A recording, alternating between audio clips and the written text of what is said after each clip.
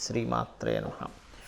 ప్రేక్షకులందరికీ కూడా ఆ లలితాంబిక అమ్మవారి యొక్క అనుగ్రహం పరిపూర్ణంగా కలగాలని మనస్ఫూర్తిగా కోరుకుంటూ మనం ఈరోజు చెప్పుకోబోయేటువంటి మాస ఫలితాల్లో ముఖ్యంగా కొత్త సంవత్సరం రాబోతుంది మనకి. కాబట్టి ముందుగా మీ అందరికీ కూడా ఆంగ్ల నూతన సంవత్సర శుభాకాంక్షలు.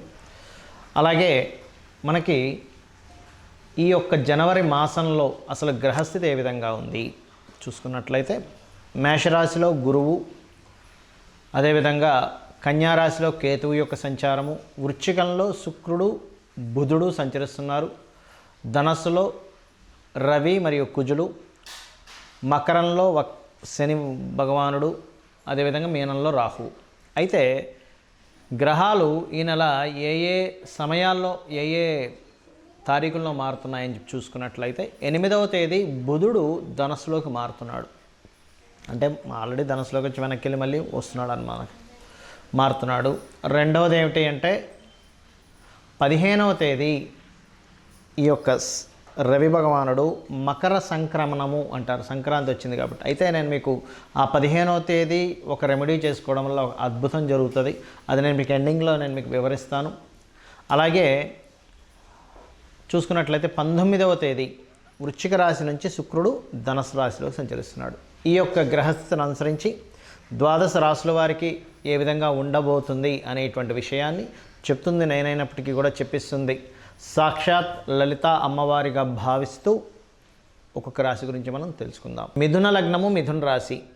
మీకు ఈ యొక్క వారము ప్రత్యేకంగా కాస్త 8వ తేదీ వరకు కూడా కొన్ని పార్ట్నర్స్తో కానివ్వండి, లేకపోతే కొంతమంది స్త్రీలతో కానివ్వండి, తెలియని ఒక చిన్న మిస్అండర్స్టాండింగ్స్ వచ్చే ఛాన్సెస్ ఉన్నాయి. ముఖ్యంగా 8వ తేదీ నుంచి 19వ తేదీ వరకు కూడా కొంచెం అది వస్తుంది. కాబట్టి ఈ నెల ముఖ్యంగా 19వ తేదీ వరకు ఈ యొక్క అంశాల్లో కాస్త జాగ్రత్తగా ఉండండి. అయితే మరి పాజిటివ్ ఏమిటి ఇక్కడ అంటే, ఇక్కడ పాజిటివ్ కనుక చూసుకున్నట్లయితే మీకు ఈ ఏదైతే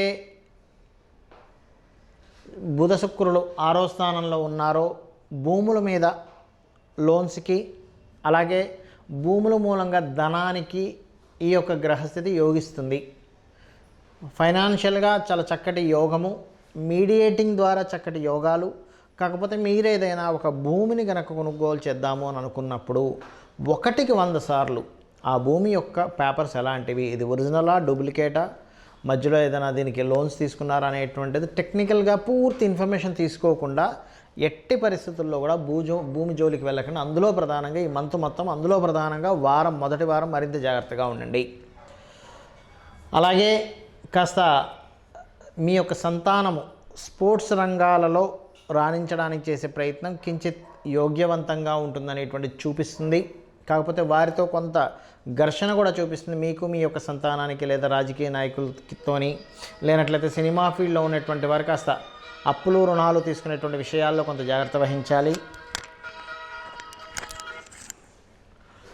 అలాగే మరొక విషయం ఏంటంటే, అప్పులు రుణాలు తీసుకునేటువంటి విషయంలో కొంత జాగ్రత్త వహించాలి. కాకపోతే మీరు పార్ట్నర్స్తోని, జీవిత భాగస్వామితోని, సోషల్గా చేసేటువంటి కొన్ని పనుల విషయంలోని చాలా జాగ్రత్తగా ఉండాలి. 7వ స్థానము అంటారు, కళత్ర స్థానము, సొసైటీకి సంబంధించిన స్థానంగా చెప్తూ ఉంటారు. ఆ యొక్క స్థానంలో రవికుజులు ఉన్నారు, ఇది గుర్తుపెట్టుకోండి. ఈ రవికుజులు ఎప్పుడైతే అక్కడ ఉంటారో ఇది ఇచ్చే రిజల్ట్ ఏమిటి అంటే, చాలా స్పెసిఫిక్గా ఈ యొక్క విషయాల్లో అనవసరమైనటువంటి ఘర్షణని క్రియేట్ చేస్తుంది, ఈగోస్ని క్రియేట్ చేస్తుంది. నువ్వెంత అనేటువంటి ఈగోని క్రియేట్ చేస్తుంది, ప్రత్యేకంగా గుర్తుపెట్టుకోండి. కాబట్టి ఈ మాసంలో ప్రత్యేకంగా ఈ యొక్క విషయాల్లో జాగ్రత్త వహించాలి. జీవిత భాగస్వామితో, పార్ట్నర్స్తో ఘర్షణ వస్తుంది, కాబట్టి కేర్ఫుల్గా ఉండండి. అలాగే ఉద్యోగం కోసం వేరే ప్రాంతాలకు వెళ్ళడము, షిఫ్ట్ అవ్వడం అనేటువంటిది మంచి ఫలితాలను ఇస్తుంది మీకు. లాభస్థానంలో ఉన్నటువంటి గురువు ముఖ్యంగా మంచి ఆలోచనని, కొంచెం ఆలోచన విషయంలో కొంత మీరు చేసిన ఆలోచన తప్పు అనుకొని కొంతమంది వ్యతిరేకించడం కూడా చూపిస్తుంది. అది పర్టికులర్గా 7వ స్థానంలో రవికుజులు ఉన్నందుకు. మరియు అదేవిధంగా చూసుకున్నట్లయితే విదేశాల్లో ఉద్యోగం చేద్దామని చెప్పి ప్రయత్నం చేసేటువంటి వారికి ఖచ్చితమైనటువంటి ఫలితాలు, అంటే చాలా చక్కటి పాజిటివ్ ఫలితాలు రానున్నాయి. ఇక ఫైనాన్షియల్గా గ్రోత్ ఉందని మనం ఆల్రెడీ చెప్పుకున్నాం. ఇక మీరు చేయవలసిన దేవతా ఆరాధన విష్ణు మరియు లలితా సహస్రనామాలు ఉదయము సాయంత్రం చేయండి, అన్ని విధాలా బాగుంటుంది. రవి సంక్రమణం జరిగే రోజు 15 జనవరి రోజు ఒక పరిహార మార్గం చేసుకోవడం ద్వారా మంచి జరుగుతుంది అందరికీ అనేటువంటిది నేను మీకు మొదట్లో ప్రస్తావించాను. ఇప్పుడు దాని గురించి చెప్తాను. అదేమిటి అంటే 15వ తేదీ ఉదయమే సరిగ్గా మనకి సూర్యభగవానుడు ధనస్సు రాశి నుంచి మకర రాశిలో ప్రవేశిస్తుంటాడు. ఇలా ప్రవేశించేటప్పుడు ప్రధానంగా మకర రాశి అనేటువంటిది మనకి కర్మస్థానముగా చెప్తూ ఉంటారు. అంటే కర్మకు సంబంధించినటువంటి రాశి. ఈ కర్మకు సంబంధించినటువంటి రాశుల్లో మకరము, కుంభము, అందులో ప్రధానమైనటువంటిది మకరం. ఈ ధనుర్మాసాన్ని కంప్లీట్ చేసుకుని మకరంలో అంటే కర్మరాశుల్లోకి ఆత్మకారకుడు ప్రవేశిస్తున్నాడు.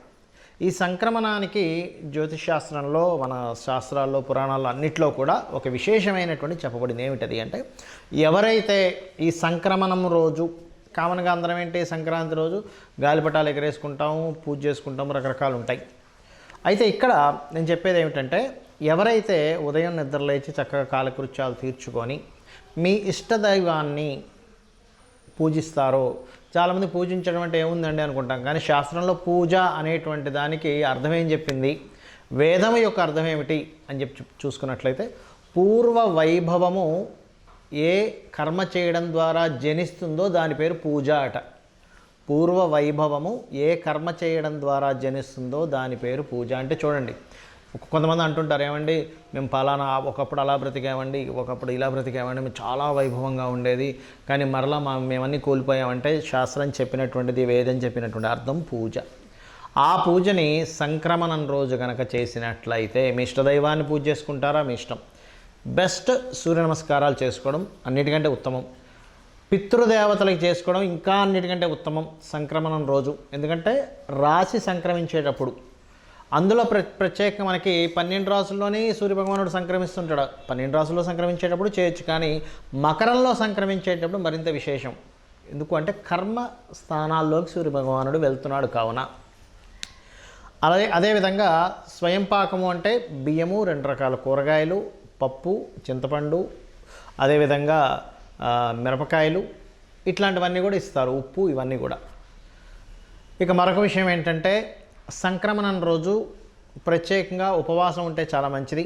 ఉదయం పూట ఉండి మధ్యాహ్నం తినొచ్చు, కావాలంటే స్వీకరించవచ్చు. ఉపవాసం ఉండలేనండి, నేను చాలా ఇబ్బందిగా ఉంది, నా ఆరోగ్యం సహకరించదు అనేటువంటి దానికి శాస్త్రం చాలా స్పష్టంగా బాలులకి అంటే చిన్నపిల్లలకి, ముసలి వాళ్ళకి, అనారోగ్యంతో ఉండలేని అనుకునేటువంటి వారికి ఏమీ ఉపవాసం ఉండాలని చెప్పి లేదు అని చెప్పి నియమాలు చెప్తున్నాయి మన ధర్మసింధు, నిర్ణయ సింధు పుస్తకాల్లో.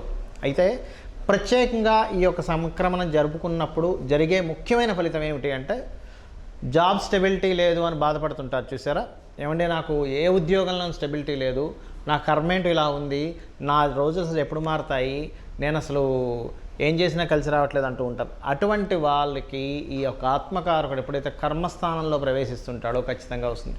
అందులో ప్రత్యేకంగా జాబ్ రావట్లేదు, జాబ్ సంబంధించిన ఇబ్బంది ఉందనుకునేటువంటి వారు గుర్తుపెట్టుకోండి, ఓం శ్రీమాత శ్రీ మహారాజ్ని శ్రీమత్ సింహాసనేశ్వరి నమః అనే నామాన్ని మినిమం 1 అవర్ చేయండి.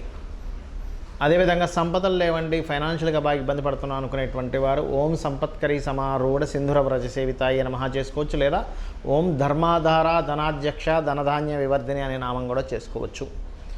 అనారోగ్యంతో బాధపడుతున్నాను అనుకునేటువంటి వారు ప్రత్యేకంగా గుర్తుపెట్టుకోండి, సర్వవ్యాధి ప్రశమని సర్వమృత్యు నివారిణి అగ్రగణ్య చింత్య రూప కలికల్మషనాశిని అయి నమః అనేటువంటిది చేసుకోవచ్చు. ఇలా మనకి లలితా సహస్రనామాల్లో 1 కాదు 1000 నామాలు చెప్పబడింది. నువ్వు దేనికి ఏ నామాన్ని చేసుకుంటావు. ఎలా అయితే మనం ఒక అనారోగ్య సమస్యలో ఉన్నప్పుడు మెడికల్ షాపుకి వెళ్ళి మీకు ఏ యొక్క ఔషధం తీసుకుంటే మీ యొక్క అనారోగ్యం సమస్య పోతుందో, అదేవిధంగా అమ్మవారి యొక్క నామాలన్నీ కూడా మన పాపకర్మలను తొలగించి మనల్ని ఒక గొప్ప మార్గం వైపు నడిపించడానికి, దీనికి మీరు ఏదో పెద్ద పెద్దవి ఏమో చేయాల్సిన అవసరం లేదు. గుర్తుపెట్టుకోండి, కేవలం అమ్మవారి సన్నిధిలో కూర్చొని కుంకుమతోనో అక్షింతలతోనో ఒక్కొక్క నామాన్ని అనుకుంటూ పూజ చేయొచ్చు.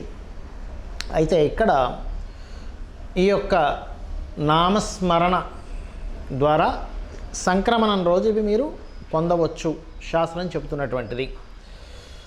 చాలామంది అడుగుతుంటారు, ఏమండి మా పెద్దవాళ్ళ ఇంట్లో చనిపోయి సంవత్సరం అవుతుంది, ఇంకా సంవత్సరం అవ్వలేదు, 1 మంత్ అయింది, 2 మంత్స్ అయిందని చెప్తుంటారు. దీనికి కూడా నేను మీకు చెప్పి ముగిస్తాను.